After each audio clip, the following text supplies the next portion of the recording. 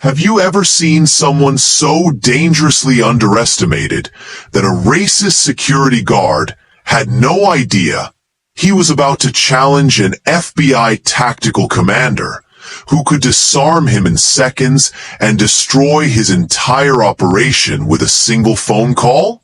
If you love interesting stories like this that expose the truth, please give this video a thumbs up and tell us in the comments section where in the world you are watching this video, and also do well to smash that subscribe button. The sun was setting over Pine Valley, Texas, when FBI Tactical Commander Anita Hillary pulled into her parents' driveway on Maple Street. She hadn't been home in months. A gray SUV suddenly blocked her in, headlights blazing. Out stepped Brad Thompson, HOA security, hand on his holster. "What's your business here?" he demanded coldly.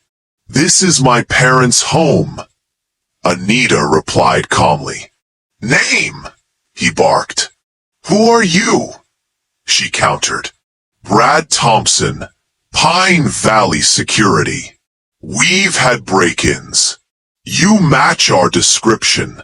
Have you ever been so underestimated that someone couldn't see the danger standing right in front of them?"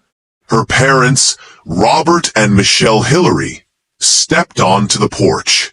"She's our daughter," Michelle called out. But Brad didn't back down. "I'll need to verify that," neighbor David Miller shouted from across the street. "Brad, that's Robert's daughter. Back off." Brad's hand moved toward his gun. "Step out of the vehicle. Now." Anita slowly got out, studying him. Distance, position, exit routes. She could end this in seconds, but not without consequences. "Let me be clear," she said steadily. "You're blocking my car, shining lights in my face, and demanding ID without cause. That's harassment. I'll ask one more time. Don't," another neighbor warned.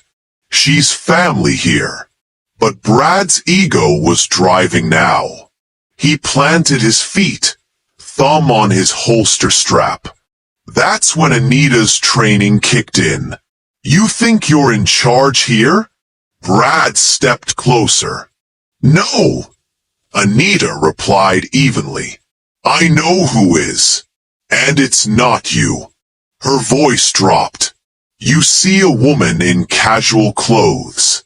What you don't see is my 10 years in the field." Brad laughed nervously. "So what, you're FBI?" She didn't answer. The silence said everything. Something shifted in his expression. Doubt crept in. "If I were just a visitor," she continued, "you'd face a simple complaint. But I'm not. When I report this, and I will, it goes federal." David's phone was recording. "She's not bluffing, Brad. You think you can intimidate me?" Brad snarled. "No. I think I can end this without anyone getting hurt. Can you say the same?" The sirens were getting closer when Brad made his fatal mistake. He lunged forward, hand on his gun. In one fluid motion, Anita trapped his wrist, secured his holster, and had his weapon in her hands before he could blink. "Gun's mine," she said calmly. "Step back." Both hands visible. Brad stumbled backward, face red with humiliation. "Got it all on video," David announced. When Officer Martinez arrived, he took statements from everyone. David's video showed everything clearly. "You disarmed a security guard?" Martinez asked Anita. "I disarmed an armed man who was threatening me in my parents' driveway," she corrected. Within hours, the video went viral. Comments exploded. "She's FBI tactical. Brad picked the wrong house." That disarm was textbook. But this was just the beginning. Over the next few days, neighbors came forward with their own stories. Patricia Jones was stopped while visiting her grandchildren. Marcus Williams, a teenager, was forced to empty his gym bag on the sidewalk. A pattern emerged. Brad had been terrorizing residents for months, targeting anyone who didn't belong. Officer Martinez returned with a thick file. 12 complaints in the past year, all involving Brad Thompson, all dismissed by the HOA board. They've been covering for him, Anita realized. The FBI Dallas office took notice. Special Agent Johnson paid a visit.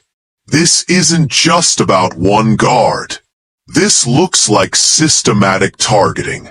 Anita organized a meeting at her parents' house. 20 residents packed the living room, sharing their stories. "They've been counting on your fear," she told them. "That ends tonight." One by one, residents filed official complaints. Local news picked up the story. The HOA scrambled to respond. Within a week, Brad was fired. The security contract was canceled. The HOA board issued a public apology. But the real victory was watching neighbors find their voices again. Months later, Pine Valley had transformed.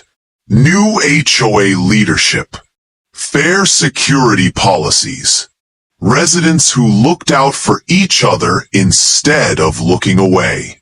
Anita sat on her parents' porch, watching kids ride bikes in the street. A neighbor waved.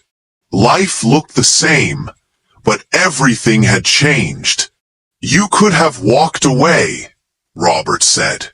"I could have," she agreed. "But systems don't change unless someone forces them to." Michelle smiled. "You gave people their power back." "They always had it," Anita replied. "They just needed reminding." The message is clear. Don't wait for someone else to fix injustice. Stand up. Document everything. Work together. Change starts with ordinary people doing extraordinary things. When you see wrong, call it what it is. Because courage isn't the absence of fear. It's action in spite of it.